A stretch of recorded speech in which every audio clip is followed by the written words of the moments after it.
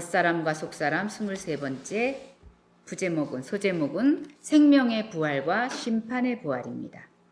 만유를 창조하신 하나님께서 그분의 형상과 모양을 따라서 사람을 지으셨지요. 그리고 그 사람에게 모든 지으신 것을 다스리는 권세를 주시고 또 큰 복을 주셔서 생육하고 번성하여 땅에 충만하고 모든 것을 정복하고 다스리라고 하셨습니다. 그래서 그 모든 것을 다스리며 그 가운데서 그분의 영광을 찬양하는 찬송이 되게 하시는 것이 하나님의 뜻이었는데 죄가 세상에 들어오게 우리가 문을 열어버렸어요. 그래서 우리는 타락했고 죄에 잡혀서 죄의 종으로 전락하는 신세가 되었습니다. 그런데 제가 늘 고백하지만 이 말씀 보는 것이 복이라고. 근데 이 말씀을 따라 들어가다 보니까 이제 우리가 진짜 그런 신세가 되었구나 하고서 그 신세를 전혀 아무 뜻도 없이 저는 이제 그 사전 찾아보는 것을 우리나라 사전, 그 원어 사전도 아닙니다. 저는 그냥 우리나라 사전, 한글 사전 뭐 이렇게 찾아보는 걸 좋아해서 항상 들어가는데 그래서 그냥 아무 뜻도 없이 신세라는 단어를 찾아보게 됐어요. 그랬더니 그 신세의 한자가 신자가 육신 신자예요. 그리고 세자가 세상 세자예요. 세상이 이렇게 쉬운 한자가. 그래서 제가 그걸 찾아보면서 엄청 쉬운 한자구나. 그러니까 전 찾으면서 이제 한자를 써보기도 하고 어려운 것도 있고 또 그 당시는 외웠을지라도 또 저는 또 그리고 한자를 배우다가 중간에서 그만둔 세대예요. 그래서 한자 잘 모르는데 신세가 참 신선한 충격으로 오면서 저는 이렇게 풀었습니다.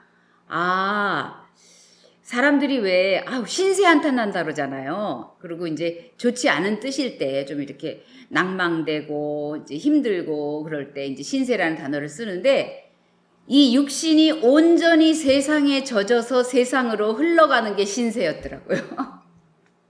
그냥 저는 이거 보면서 여기서 굉장히 은혜를 받았습니다. 제가 어쩜 이렇게 모든 것이 다 한 곳으로 우리 늘 얘기하지 않습니까? 말씀을 보다 보면 그냥 한 곳으로 흘러가면서 어렵지도 않아요. 근데 우리가 그걸 여지껏 모르고 살았더라고요.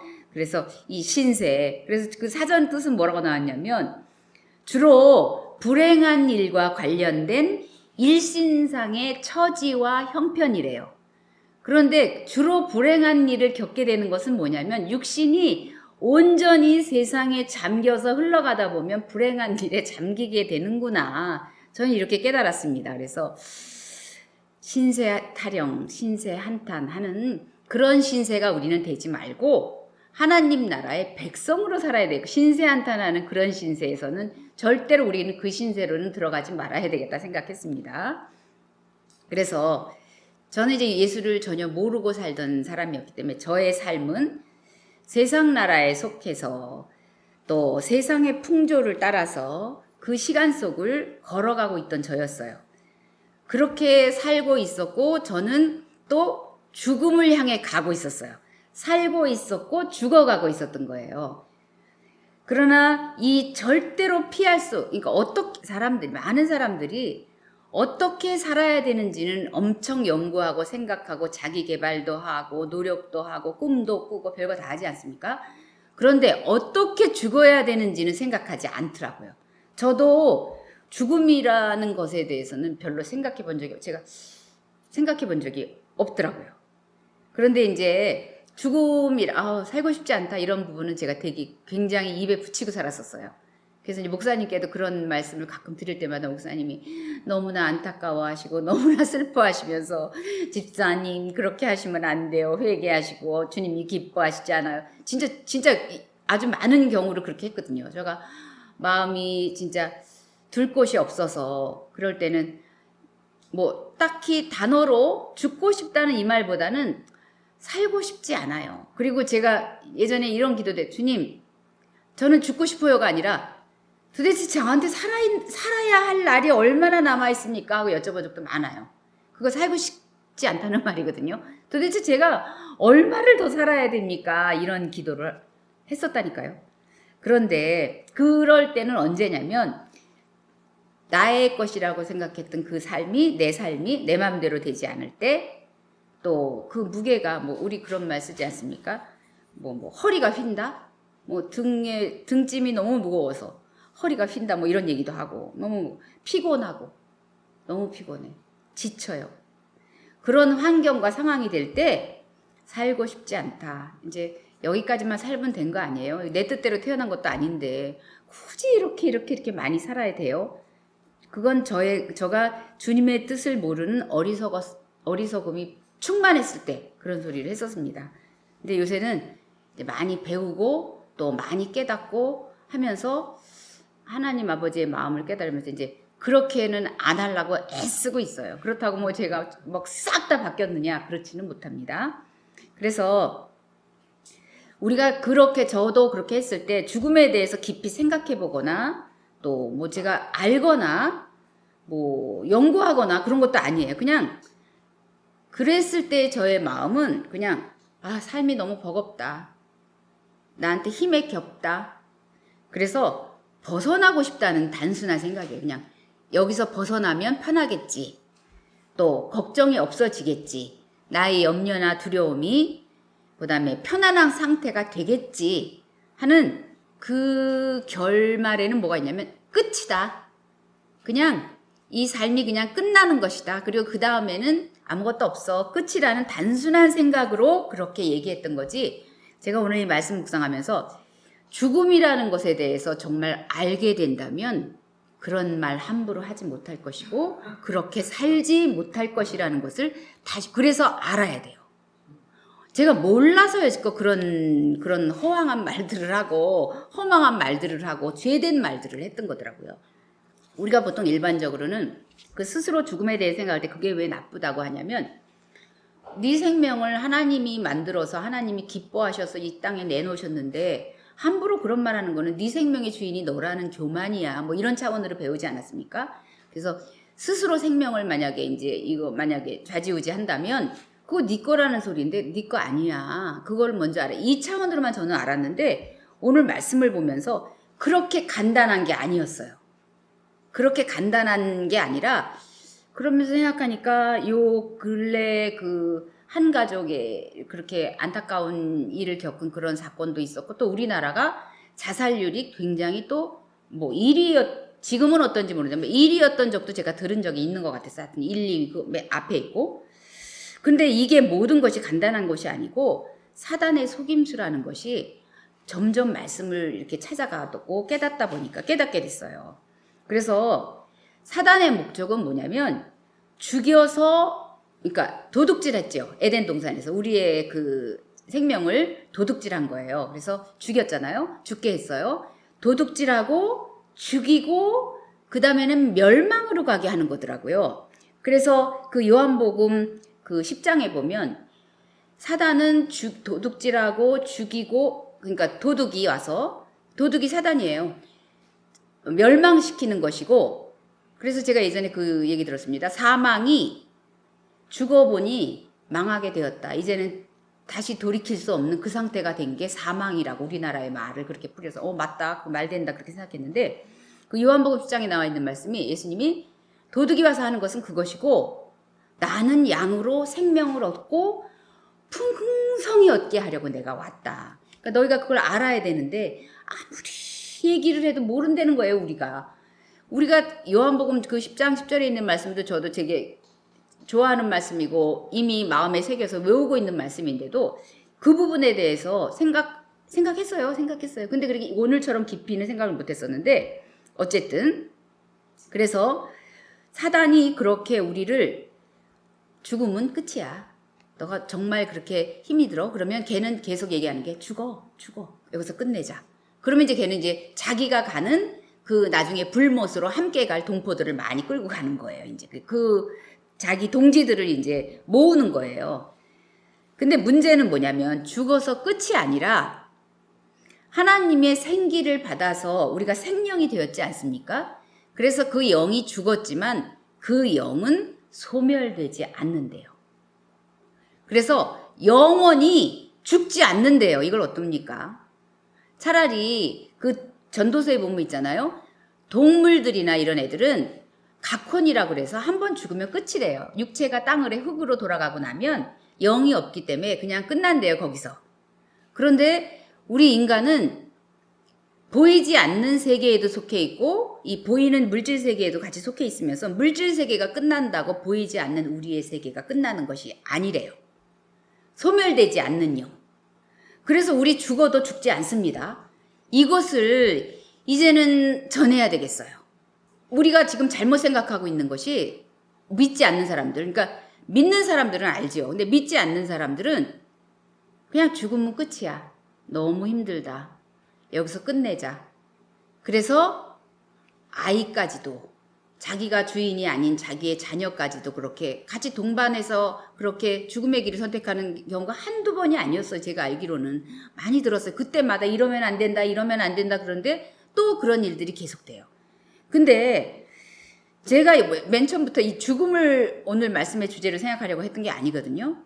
근데 오늘 아침부터 이렇게 막 완전히 또 바뀌었는데 어쨌든 영은 소멸되지 않습니다.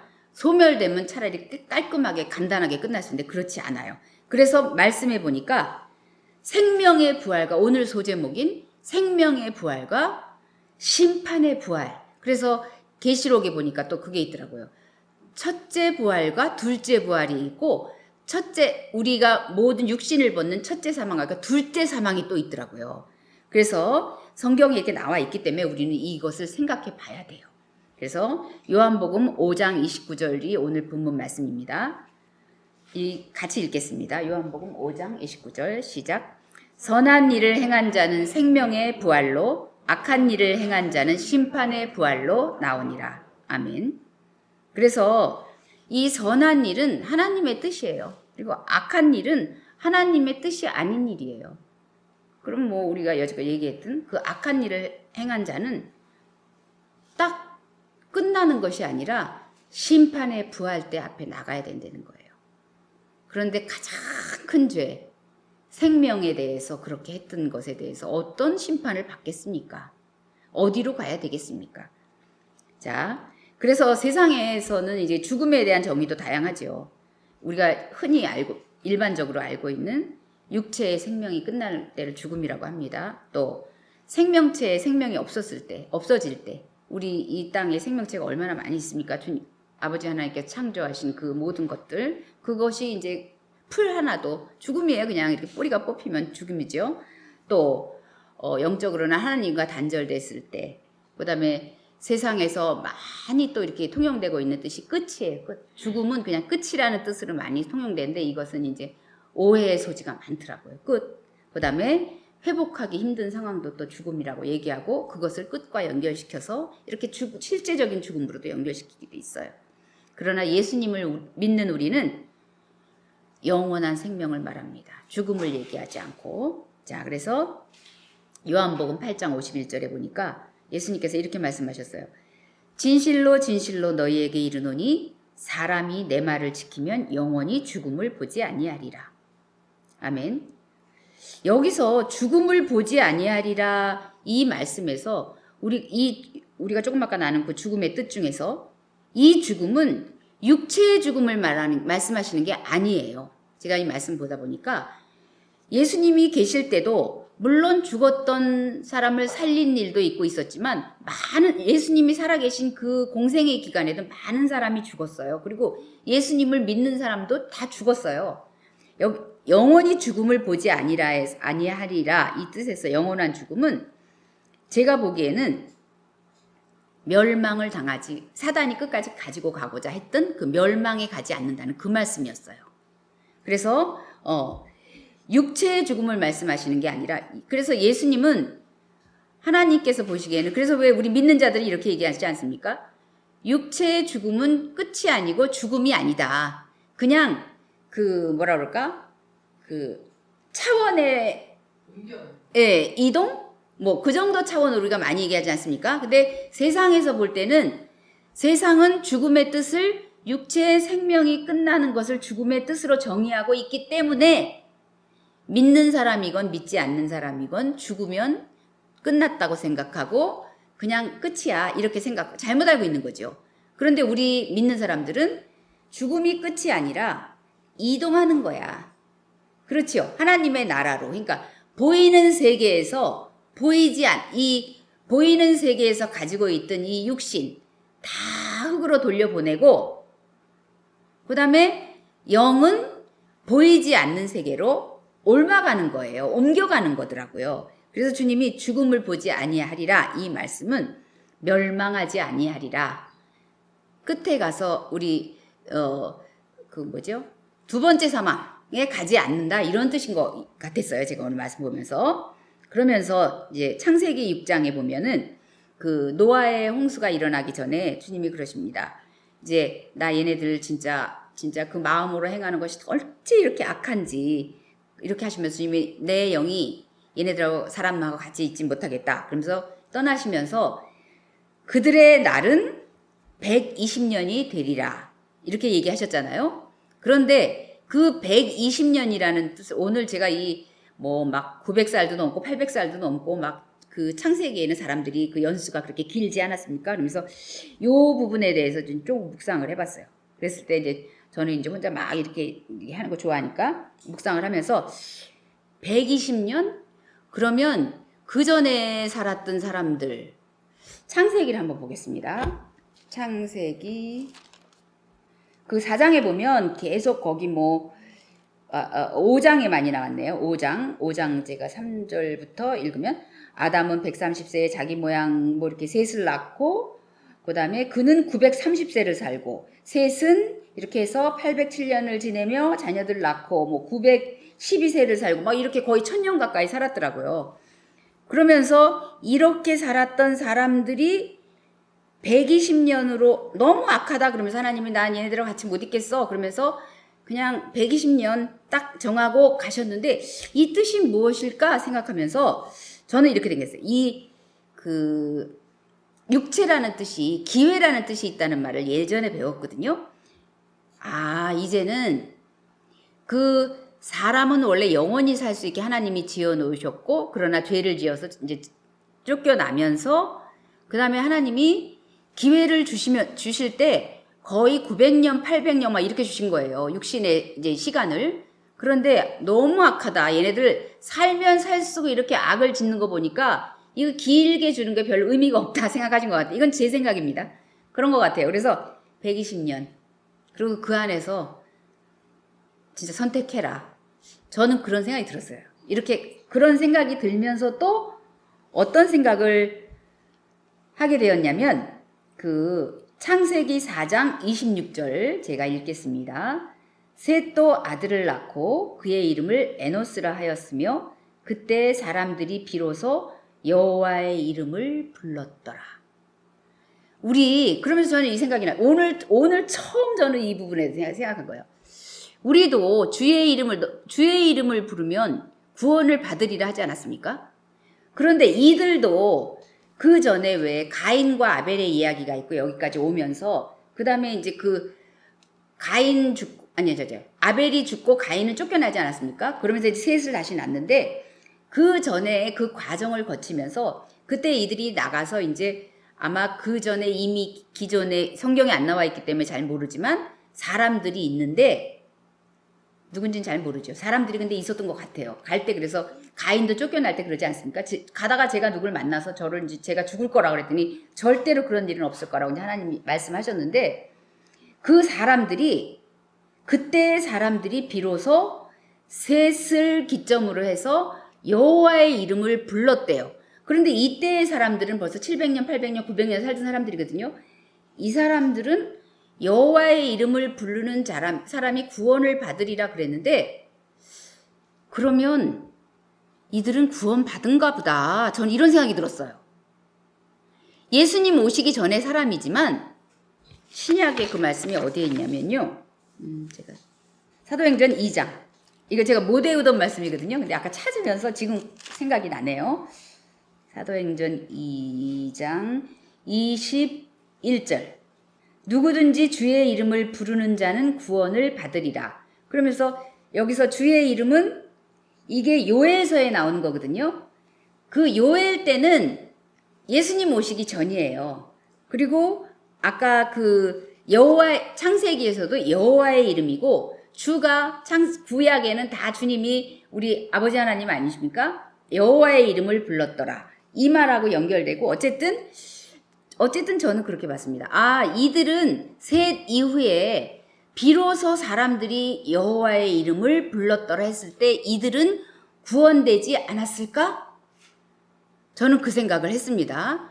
그리고 이제 그 900년 동안 그 긴 세월 동안에 하나님을 모르고 살던 사람들, 그런 사람들이 또 아니면 뭐라 그럴까, 인정하지 않고 그의 이름에 대해서 선포하지 않고 그랬던 사람들일지라도 그 기간 동안에 살면서 아, 하나님 살아계시네. 우리 여호와 하나님이 오직 홀로 계신 여호와 하나님이야 하고 인정하고, 아까 부르더라를 제가 원어를 찾아봤더니 선포한다는 뜻이 있었어요. 그래서 이들이 역시 하나님이야.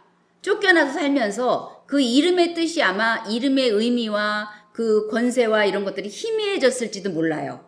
그런데 셋의 그 시기를 지나면서 비로소 여호와의 이름을 불렀더라. 여호와의 이름을 인정하면서 이전에 살았던 이 사람들은 아마 구원받은 사람들이, 안 부른 사람은 할 수 없고 인정하고 선포한 사람들은 구원을 받았나 보다, 이렇게 저는 생각을 하였습니다.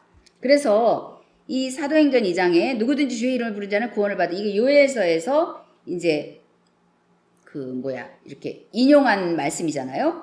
그리고 그 사도행전 쭉 가다 보면 26절 다윗이, 25절부터 제가 읽겠습니다. 다윗이 그를 가리켜 이르시되 내가 항상 내 앞에 계신 주를 배웠으며 나로 요동하지 않게 하기 위하여 그가 내 우편에 계시도다. 그러므로 내 마음이 기뻐하였고 내 혀도 즐거워하였으며 육체도 희망에 거하리니 내 영혼을 음부에 버리지 아니하시며 주의 거룩한 자로 썩음을 당하지 않게 하실 것입니다. 이렇게 전 보면서 사실 제가 요즘에 무슨 작업을 얼마 전에 했냐면, 성경에 그냥 이 개역 개정이나 개역 한글이나 그냥 일반 성경을 보다 보면 영혼 이것이 막 혼재돼 있어요. 그래서 저는 이게 그 르아흐인지 아니면 푸시케인지 이거 찾느라고 하나하나 다 쳐다봤는데, 구약에는 거의 다 영이 아니고 그냥 혼이에요. 그런데 그것을 막 다 이렇게 해석하면서 그냥 다 어디는 영혼이라고 써서 거의 마이 영혼이라고 썼어요. 그래서 저는 이게 영인지 이게 혼인지 구별이 안 되는 거예요. 그래서 다 찾아봤거든요. 거의 많이. 근데 거진다 제가 뭐 100% 찾아본 건 아니니까 거의 90% 이상이 다 혼이었어요. 혼. 그러니까 다윗도 내 마음이 기뻐하고 내 혀도 즐거워하고 육체도 희망에 거하고, 이 부분들이 다윗은 그 기름 부음을 받았기 때문에 성령의 인도함을 받는 자였지만 이 부분은 혼의 부분이었던 것 같아요. 혼의 부분이에요. 그래서 이제 제가 또 이 말씀이랑 로마서 말씀이랑 연결이 되면서 내 마음이 기뻐하였어? 그래서 그럼 내 마음으로 믿어 내 혀도 즐거워했대요. 그러면 입으로 시인했구나, 다윗이. 자기 마음이 막 기뻐할 때 그 위에 내가 내 앞에 계신 주를 배웠으며, 이것은 육체로 보았겠습니까? 영으로 봤지요. 영으로 봤지만 그때 그 성령의 역사는 바깥에서 감동으로 주시는 그 부분이었기 때문에 내 앞에 계신 주를 배웠으며 요동하지 않게 하기 위해 그가 내 우편에 계시는 걸 봤지만 그거는 영으로 본 거고, 그런데 다윗이 일반적으로 살고 있는 것은 육체로 사는 거예요. 마음으로 살고 혼으로 사는 거예요. 그런데 그렇게 바깥에서 계속 공급 때문에 다윗은 내 마음이 기뻐서 그래서 마음을 다하여 하나님을 사랑하는 거, 그 말씀처럼 내 마음이 온전히 기뻐하였다, 하나님 앞에서. 그리고 내 입으로 그를 시인했어, 즐거워하였고, 그랬기 때문에 이 육체가 희망에 거한다는 말은 언젠가는 이 육체가 이제 부활된다는 그런 차원하고는 다르게 내가 지금 육체를 가지고 혼으로 살고 있지만 희망에 거한대요. 지금 거하고 있는 육신이지만, 저는 그렇게 봤습니다. 그리고 여기서 이 영혼도 푸시케더라고요. 이 영혼을 음부에 버리지 않으면, 그러니까 영원히 사는 나중에 영원히 살게 될 다윗이 영을 알았을까요? 그건 잘 모르겠어요. 그런데 어쨌든 영의 존재를 알았든지 어쨌든지 간에 자기 이 혼이 음부에 가지 않는다는 확실한 믿음이 있었어요. 그래서 그 유명한 말씀 28절 주께서 이 시편 16편에 있지 않습니까? 주께서 생명의 길을 내게 보이셨대요.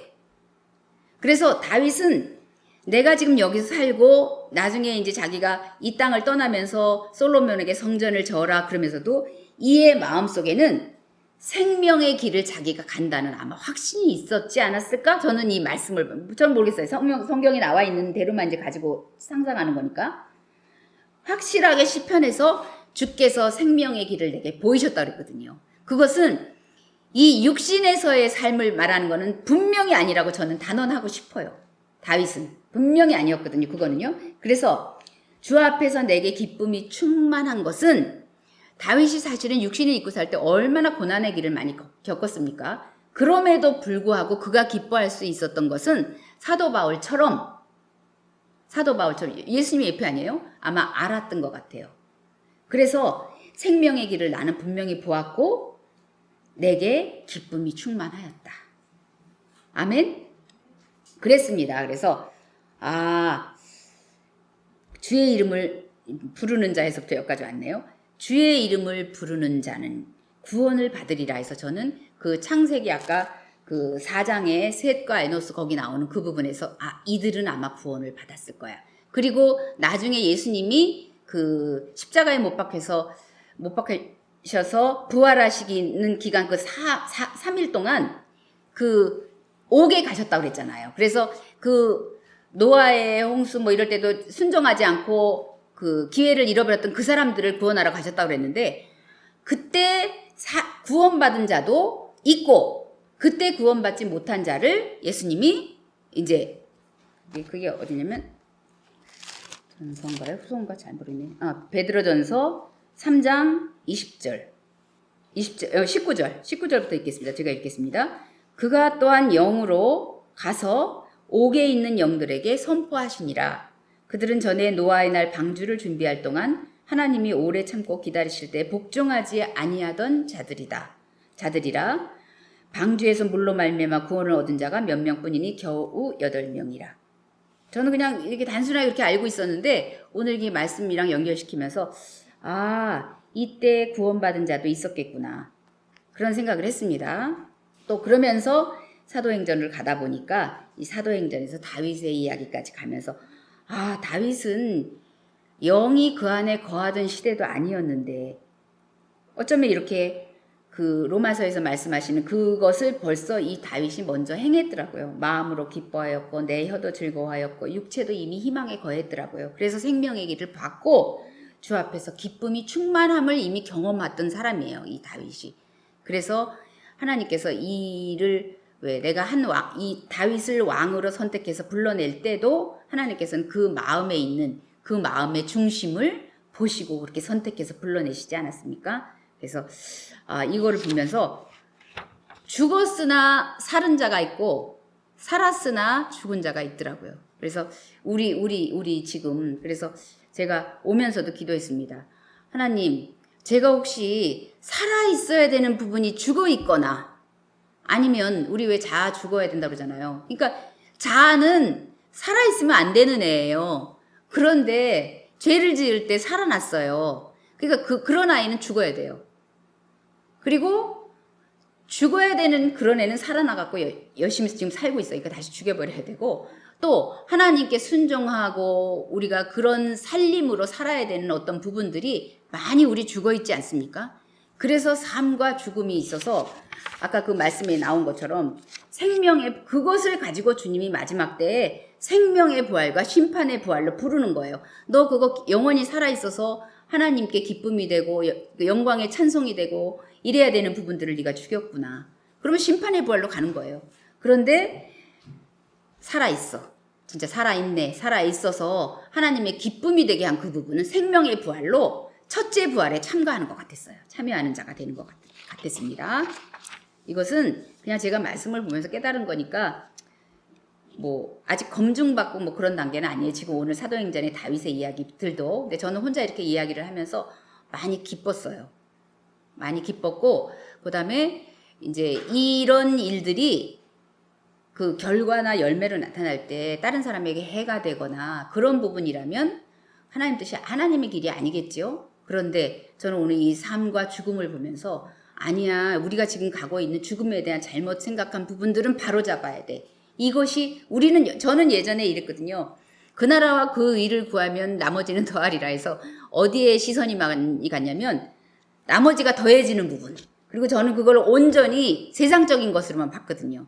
그래서 막 이제 물질도 막 해갖고 그 나라와 그 의는 상관이 별로 없었어요, 저하고는. 근데 그걸 구해야지 나머지가 더해진다니까 막 그 길을 향해서 갔는데 오늘 말씀을 보다 보니까 아, 그게 아니야. 그 나라와 그 의를 구해서 살 것이 살고 죽을 것이 죽었을 때 그 나머지 구해지는 거는 더해지는 거는 일도 아니더라고요. 그리고 하나님께서는 그 나머지가 제가 이제 오늘 이 부분 약간 옆으로 좀 가겠습니다. 저는 이렇게 결단을 했어요. 이번 이 말씀을 묵상하면서 나는 이제 히스토리에 참여하겠다고 저는 선포를 했어요. 그게 무슨 말씀이냐면 안 믿는 사람들도 히스토리는 인정을 해요. 근데 히스토리가 히스토리에서 나온 건 알죠? 우리 모두 알고 있지 않습니까? 예수님이 안 믿는 사람들도 히스토리라는 단어는 사용합니다. 그리고 거기에 들어오고 AD와 또 BC도 알잖아요. 그래서 제가 AD하고 BC도 비포 크라이스트는 정확히 아는데 AD는 이거 잘 모르겠어요. 영어 원어를. 그래서 BC는 예수님 오시기 전 비포 크라이스트, AD는 잘 몰라요. 찾아봐야죠. 그 예수님 오시고 이후에요. 안 믿는 자들도 이것은 통용해서 쓰고 있잖아요. 부정할 수가 없어요. 그리고 히스토리라는 단어, 그것도 그의 역사예요. 그래서 저는 어떤 걸 제가 주님 앞에서 선포를 했습니다. 제 입으로 시인을 한 거예요. 마음으로 믿어. 아까 다윗이 한 것처럼 마음이 기뻐하고 입으로 뭐라고 그랬죠? 혀로 즐거워하였대요. 내 혀로 즐거워한 게 뭐냐면 제가 혀로 즐거워했어요. 마음에 그게 믿어졌기 때문에 내 혀로 하나님, 나는 당신의 히스토리 속으로 들어갑니다. 예수님의 히스토리 속으로 내가 지금 들어갑니다. 그 이야기 중에 하나가 되고 한 점이 돼서 제가 들어갑니다. 그래서 우리 목사님 늘 말씀하시잖아요. 물줄기. 그래서 제가 그 물줄기에 들어가는 것을 선포를 했어요. 그래서 그 물줄기 속에 제가 들어갑니다. 당신의 뜻대로 제가 이 큰 강물 속에 같이 흘러가게 하세요. 그 은혜의 강물에 잠겨서 흘러가게 해주세요. 그 기도를 제가 오늘 했습니다. 그리고 선포했어요. 아멘. 제가 힘을 얻고 그러면서 뭐라고 또 그렇게 기도를 하고 나니까 어떤 마음이 드냐면 그래, 그렇다면 내가 히스토리 안에 들어가겠다고 지금 선포를 했으면 그의 뜻이 아주 작은 부분이라도 나에게서 나타나야 되는 거 아니야? 안 나타나고 만약에 우리가 하루하루를 우리 24시간이라는 하루를 받아서 살고 있는데 그래서 오늘 제가 한 1시 반, 2시까지는 아침부터 말씀 준비를 한 게 아니라 말씀이 확 바뀌어버렸는데 마음은 급했어요. 말씀이 확 바뀌어서 이거 어떻게 해야 되지? 이랬지만 아침부터 한 2시까지 1시 반 그 정도까지 뭘 했냐면 식구들 섬기는 거, 밥 먹이는 거 아주 열심히 했어요. 더. 오늘 사실은 이 말씀 준비에 마음이 더 급했어요. 이게 바뀌어버리는데 이거 오늘 다 해야 되는데 이거 어떡하지? 막 이랬는데 주님, 성령님 알아서 하세요. 그건 제 일이 아니니까 제가 해야 될 몫이 아니니까 저는 몰라요. 그 대신에 저는 히스토리 안에 들어가겠다고 제가 선포를 했으니까 하나님께서 기뻐하시는 일을 내가 지금부터 이거 맨날 해야 돼. 맨날 하는 일이에요. 근데 내가 오늘 말씀 준비해야 되니까 안 해. 하는 게 아니라 오늘은 또 우리 이렇게 독립해서 살고 있는 우리 아들까지 오겠다고 또 막 그래갖고 막 아침부터 막 하고 또 그동안에 비 와서 빨래를 못 했잖아요. 빨래도 막 밀린 것도 하고 뭐 이것도 골라서 하고 뭐 평소에 안 하던 것도 막 끄집어내고 막 하고 제가 그러면서 근데 마음이 조급하지가 않더라고요. 그렇게 하면서 주님 저는 이렇게 하는데 저는 제가 해야 될 일 당신의 역사 안에 들어와서 내가 당신이 기뻐하시는 일을 하기를 원합니다. 섬기라고 하시지 않았어요? 낮아지라고 하시지 않았어요? 그러니까 저는 실질적으로 막 쟤한테 적용시키는 거 이제 요새 열심히 하려고 하거든요. 하겠습니다. 기쁨으로 하게 해주세요. 그러면서 그 일을 하면서 그 다음에 말씀 앞에 앉은 거는 뭐 한 2시 반? 그 정도 넘어서인데 그때 이 삶과 죽음이 온 거예요, 저한테. 그러면서 이제 하나님 감사합니다. 기도하고 했는데 근데 정말 마음이 뜨거워졌어요. 이제 정말 주변에서도 힘들어 요새 이렇게 사람들을 보면 가정적으로도 너무 힘든 일들이 많고 정말 그 가정이 막 깨어질 것 같은 막 그런 위기를 겪는 사람들도 많고 어려움이 진짜 없는 집이 없어요. 그런데 예전에 저 같으면 예수 믿으면 무조건 다 잘 될 거야. 뭐 이런 식의 접근이었다면 이제는 그것이 아니라 정말 진리, 그 핵심, 그 태풍의 눈으로 가야 되겠구나. 왜냐하면 오늘 제가 하나님께서 저한테 깨닫게 해주신 게 그 말씀이고 그 다음에 이제 이따가 찬송 아까 제가 했던 395장 찬송 가사에서도 보겠지만 아 이제는 좀 더 본질로 들어가야 되겠구나 그런 생각을 했습니다. 네. 그런데 이제 지금 세대를 살고 있는 이 우리들은 제가 그랬죠. 하늘 아버지께서 진짜 우리를 살리는 길을 주시기 위해서 스스로 길이 되시고 문이 되시고 그래서 스스로 십자가에 달리시고 믿기만 하면 그 길을 하나하나 그리고 인정만 하면 믿기만 네가 믿음 안에만 들어오고 믿음으로 내가 네 마음에 거하게만 해주면 내가 하겠다고 하시는 그 예수님을 우리는 알아보지 못합니다. 지금도 교회에 다닌다고 하고 예수를 믿는다고 하는 자도 저가 그렇습니다. 그렇게 입으로 말을 하면서도 아까 다윗이 말했던 내 혀도 기뻐한다.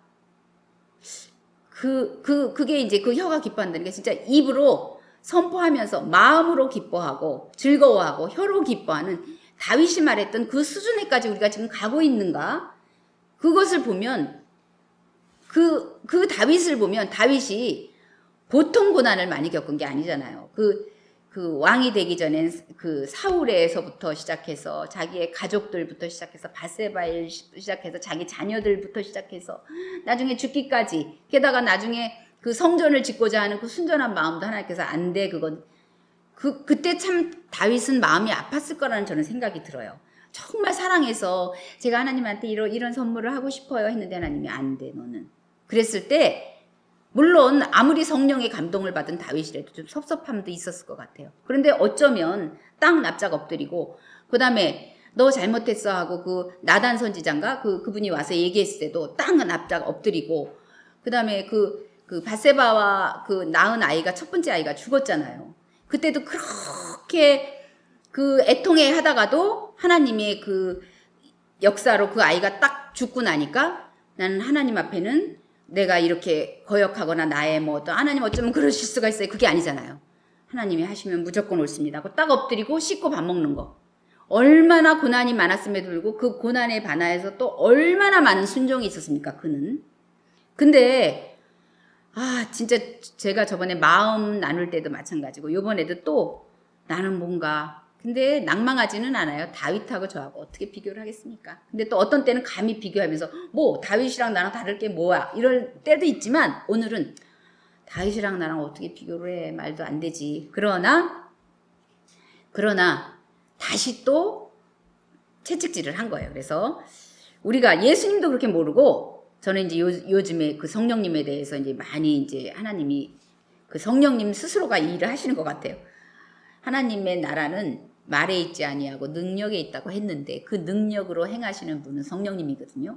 그 많은 성령님의 그 역사를 몰라서 그랬어요. 제가 무시하고 던져버리고 제가 막 또박또박 갔었어요. 그래서 그 하나님의 나라가 능력으로 이루어져야 되는 그 나라들이 많이 멈춰서 있었고 그랬던 분을 그래서 오늘도 말씀 준비하면서도 성령님 제가 깨닫지 못해서 그랬습니다. 무시했습니다. 소홀히 여겼습니다.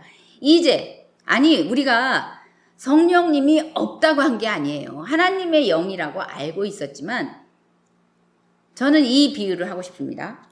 제가 막 열심히 이제 오늘같이 만약에 이제 막 먹을 것도 하고 집안도 이렇게 막 정리하고 뭐 빨래도 하고 막 그랬을 때 엄마 참 수고가 많네. 엄마 우리는 엄마가 있어서 너무 감사해요. 이렇게 다 이거 우리도 힘을 나눠서 해도 되는데 엄마가 이렇게 다 해주고 너무 고마워요 엄마 하면 그래? 그리고 막 신이 날 텐데 우리 애들이 예를 들어서 뭐 엄마가 한 게 뭐 있어? 이거 다 맨날 하는 일인데, 주부는 그런 거 당연히 해야 되는 거 아니야? 이런 식으로 나오면, 뭐야, 그리고 일하기 싫고, 나는 헛살았나 봐. 막 이렇게 될 거 아닙니까? 예를 들면, 근데 성령님이 우리가 인정 안 해드려도, 기본으로 해야 될 일을 어쩔 수 없이 하나님의 뜻인 거는 하시는 거 많아요. 그렇지만, 성령님 이 일도 하셨어요? 아, 그러셨군요. 이렇게 했을 때 그 마음의 기쁨과 그분이 또 말할 수 없는 간구와 탄식으로 하나님 얘 이것도 해줘야 될 것 같아요. 얘 이거 모르는데요 하고 우리를 또 깨닫게 해주시고 그런 부분이 훨씬 많을 거예요. 그러면서 제가 이건 이제 나중에 나누겠지만 성령님의 부분을 다 또 찾아봤어요. 다는 아니죠. 찾아봤어요. 그랬더니 제가 좋아하는 이 다윗이 그 사무엘이 찾아와서 기름 부음이 임한 후에 성령님으로 인도되면서 그 일들을 다 한 거예요. 다윗이 혼자 한 게 아니더라고요. 저는 다윗이 저는 예전에 이렇게 생각했거든요. 다윗이 하나님이 내가 한 왕을 보았다 했을 때부터 다윗은 뭔가 다른 점이 있긴 있었겠죠. 그래서 그때부터 이미 다 그 능력으로 막 예비되고 준비된 사람인 줄 알았거든요.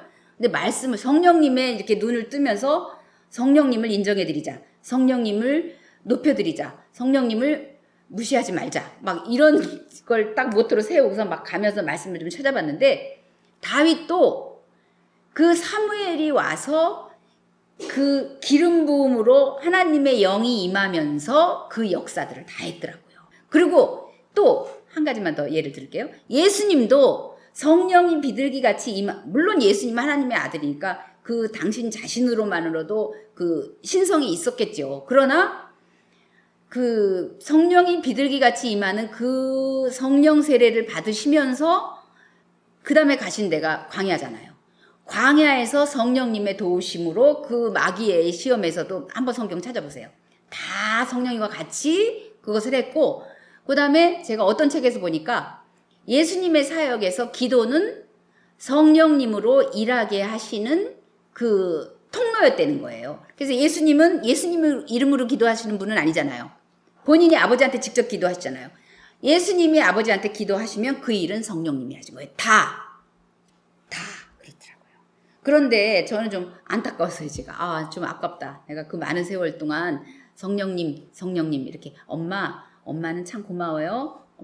엄마 우리 애들이 그랬어요. 제가 마음이 훨씬 기뻐지고 더 기쁨으로 더 많은 일을 할 수 있었을 거다는 그 비유를 혼자 생각하면서 그래서 어쨌든 제가 예수님도 많이 알아보지 못하는 부분이 지금 많아요. 근데 성령님만 제가 이렇게 모르는 게 아니에요. 예수님도 몰라요. 예수님 지금도 옆에 계시고 일하시고 또 성령님도 일하시고 예수님의 어떤 부분으로 성령님의 어떤 부분으로 하고 있는 부분도 제가 너무나 많이 놓치고 있다는 건 인정합니다.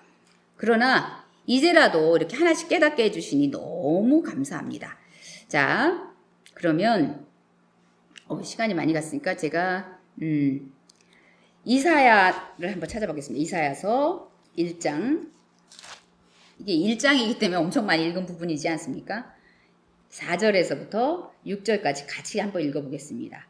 슬프다 범죄한 나라여 허물진 백성이요 행악의 종자여 행위가 부패한 자식이로다. 그들이 여호와를 버리며 이스라엘의 거룩하신 이를 만홀히 여겨 멀리하고 물러갔도다. 너희가 어찌하여 매를 더 맞으려고 패역을 거듭하느냐. 온 머리는 병들었고 온 마음은 피곤하였으며 발바닥에서 머리까지 성한 곳이 없이 상한 것과 터진 것과 새로 맞은 흔적뿐이거늘 그것을 짜며 싸매며 기름으로 부드럽게 함을 받지 못하였도다. 아멘. 이게 지금 이스라엘 얘기이며 또 저의 얘기입니다.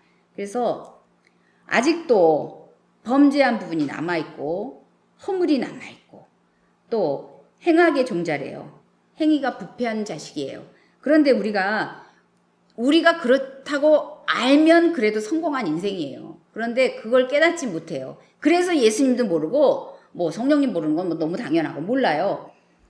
그래서 그 행위 그렇게 되는 그 자체가 여호와를 버리며 거룩하신 이를 만홀히 여겨 멀리하고 물러가는 행위래요. 그게 그냥 범죄하게 되고 허물진 백성이고 행하게 그렇게 가게 되면 그런데 그게 돌이켜서 깨끗이 씻음을 받지 못한다면 매를 더 맞게 된다는 거예요. 그러면서 씻지 않았으니까, 왜 하나님은 미쁘시니까 우리가 회개하면 씻으면 계속 씻어주시고 온전하게. 그래서 밑에 보면 뭐 발바닥에서 머리까지 성한 것이 없이 상한 것과 터진 것과 새로 맞은 흔적뿐이거늘 그것을 짜며 싸매며 기름으로 부드럽게 함을 받지 못하였도다 그랬는데, 이 말씀은 하나님께서는 이걸 너무 싸매고 부드럽게 기름으로 부드럽게 하고 그렇게 해서 낫게 해주시기를 지금도 너무 기다리고 계시거든요. 그런데 우리가 이게 안 되고 있어요. 안 되고 있어서 그냥 많은 사람들이 죽음으로 그냥 끝내자. 근데 이제 오늘 아까 말씀 나눈 것처럼 죽음은 끝이 아니라는 거. 그다음에 그런 죽음, 그 죽음으로 끝이 나지 않고 그 죽음은 나중에 심판에 부활 때 앞에 가서 무겁고 가벼움을, 중함을, 경중을 따져봐야 되는 시간이 반드시 온다는 거. 그거를 우리가 기억해야 된다는 거. 그런데 우리가 정말 잘 살아야 되고 잘 죽어야 되는데, 하나님의 본심은 뭐냐면 하나님의 나라, 우리가 가야 되는 그래서 예수님 오실 때 그러지 않았습니까? 회개하라, 천국이 가까웠도다. 그래서 이 나라가 아니고 보이지 않는 나라가 있는데, 그 나라에서는 하나님이 이런 우리를 어떻게 하시기를 원하시냐면, 여기 이사야 30장 같은 말씀에 그게 답이 있더라고요. 26절 쭉 이제 하나님을 기다리는 자는 복이 있나니, 18절 위에 소제목이 있어요. 그리고 26절 같이 읽겠습니다. 시작. 여호와께서 자기 백성의 상처를 싸매시며 그들의 맞은 자리를 고치시는 날에는 달빛은 햇빛 같겠고 햇빛은 7배가 되어 7날의 빛과 같으시라. 이제 이 이야기가 쭉 이렇게 있으면서 결론은 뭐냐면, 죽음으로 끝나는 것이 아니고 우리는 보이는 세계와 보이지 않는 세계에 둘 다 속해 있는 자이기 때문에, 보이는 세계가 끝나면 보이지 않는 세계로 가는데, 그 보이지 않는 세계에서는 우리가 행한 대로 나중에 심판의 부활이 있다는 거. 그 다음에 그러나 그 나라의 주인이신 그 나라가 천국이고, 천국 복음을 예수님이 가지고 오셨다는 거. 그래서 그 나라에 가기를 원하고, 여기에 끝이 아니라는 걸 알고, 그럼 그 나라를 어떻게 가는데, 그 나라에 가기 위해서 예수님이 천국 복음이라는 걸 갖고 오셨다는 거. 우리가 그것을 받아들이면 아까 30장 26절의 말씀 다 싸매고 기름으로 바르시면서 심판의 부활에 서는 것이 아니라 생명의 부활로 죽었던 영이 살아남으로 천국을 맞이하게 되는 천국의 백성이 된다는 거. 그것을 전해야 된다는 오늘의 주제는 저는 그거더라고요. 그래서 이 죽음, 저도 요한계시록 20장인가 거기 보면 둘째 부활 그런 거 잘 새겨 듣고 싶지 않았어요.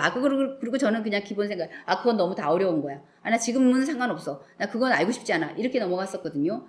그런데 그게 아니라 첫째 부활에 우리는 다 참여해야 된다는 거. 예, 그러기 위해서는 우리는 천국 백성이 돼야 된다는 거.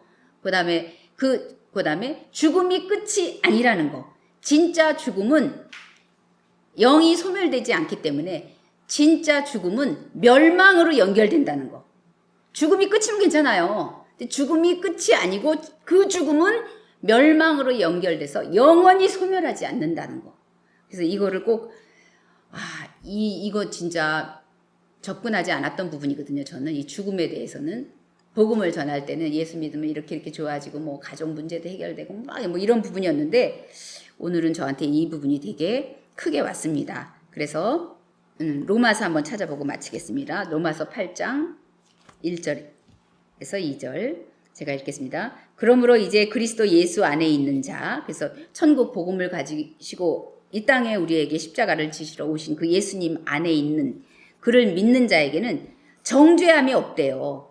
그래서 정죄함이 없기 때문에 이는 심판대 앞으로 굳이 정말로 우리가 온전한 마음으로 참 믿음을 가지고 예수님 안에 있는 자에게는 정죄함이 없는데 무슨 심판을 받겠습니까? 그래서 정죄함이 없대요. 그래서 이는 그리스도 예수 안에 있는 생명의 성령의 법이에요. 이 법은 생명을 주관하시는 그 성령의 법이기 때문에 정죄의 법이 아니라는 거예요. 그런데 우리가 믿지 않고 이 땅에서 보이는 세계가 단 줄 알고 보이는 세계로만 사는 그 세상에서는 죄와 사망의 법이 주관하기 때문에 그 끝은 죽음이 끝이라고 생각하고 죽음을 선택하기도 하지만 그 끝은 죽음으로 끝나는 것이 아니라 심판, 정죄의 판단대가 있다는 것, 그 앞으로 가야 된다는 것. 그래서 바로 로마서 1장 2절 이게 또 그 말씀이더라고요. 예수 그리스도 안에 있는 자에게는 정죄함이 없어요. 심판받을 죄가 없는데 무슨 죄로 정할 게 없는데 어떻게 심판다에 그 과정까지도 안 가죠. 그런데 예수 그리스도를 믿지 않는 자, 그를 받지 않은 자에게는 죄와 사망의 법이 끝까지 주관하기 때문에 심판의 심판의 무적.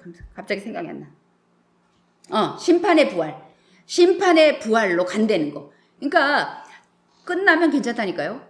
근데 부활이 있다니까요. 그냥 그렇게 죽은 영혼에게도 그냥 죽지 않아요. 부활이 있어요. 그리고 그 부활은 심판의 부활이고 정죄함의 부활이에요. 정죄를 받는. 네 얼만큼 죄졌나 한번 보자 하는. 그래서 그렇게 저도 생각 없이 말했던, 그건 다 제 얘기예요. 생각 없이 이제 별로 살고 싶지 않다. 몰라서 그랬지요. 겁 없이 그랬던 것입니다. 그래서 오늘의 소제목처럼 생명의 부활, 심판의 부활이 있다는 것을 전해야 되겠다. 가까운 사람들부터. 그래서 제가 이걸 생각했어요. 저희 큰딸은 항상 그러거든요. 엄마 나는 아직까지 하나님은 잘 안 믿어. 하나님은 믿어지는데 예수님 부분에 대해서 잘 이렇게 믿음이 안 온다고 걔가 참 마음으로 자기는 믿고 싶대요. 근데 잘 안 된다고 그러는데 자기는 그러거든요. 근데 나는 하나님을 떠날 수는 없어. 왜냐하면 나는 죽음 후에 그 일이 너무나 그러니까 얘는 심판의 부활이 너무나 믿어진대요. 그래서 오늘 생각하면서 그래 그것도 굉장한 은혜다. 떠나지 못하는 거예요. 그래서 제가 그 아이한테 접근해야 되는 방법을 오늘 알았어요. 그래서 내가 너를 어떻게 하면 좋으니? 그리고 맨날 이렇게 예수님 이렇게 해도 엄마 난 그거 안 들어오고 그냥 내가 이렇게 해서 있다가 그냥 죽으면 지옥 갈 텐데 나는 그것만이 두려워서 난 떠나지는 못하는데 믿어지지 않아. 근데 조금 빛이 보이기 시작했어요. 그래서 우리 아이에게 어떻게 다가가야 되는가 지금 연구를 시작하고 있습니다. 그래서 오늘 우리 부활에는 생명의 부활만이 있는 것이 아니라 심판의 부활도 있다는 거 생각하면서 주님, 우리만 생명의 부활로 기뻐하면서 갈 것이 아니라 주님께서 원하시는 모든 영혼이 구원받고 진짜 진리 아는 데 이르기를 원하신다고 주님 그러시. 내가 너한테 원하는 것은 영혼 사랑. 저는 진짜 영혼 사랑이 부족하거든요. 그런데 오늘 이 말씀을 깨달으면서 이렇게 접근하니까 영혼 사랑이 조금 생길 수 있을 것 같아요. 너무 가슴 아파서. 그냥 볼 때는 제가 내가 어떻게 한다고 될까? 이 정도였는데 심판의 부활을 조금씩 깨달으면서 이건 진짜 해야 되는구나. 전도 이거 진짜 해야 되는구나. 하는 심각성이 왔습니다. 오늘 여기까지 나누겠습니다. 기도하고 마치겠습니다.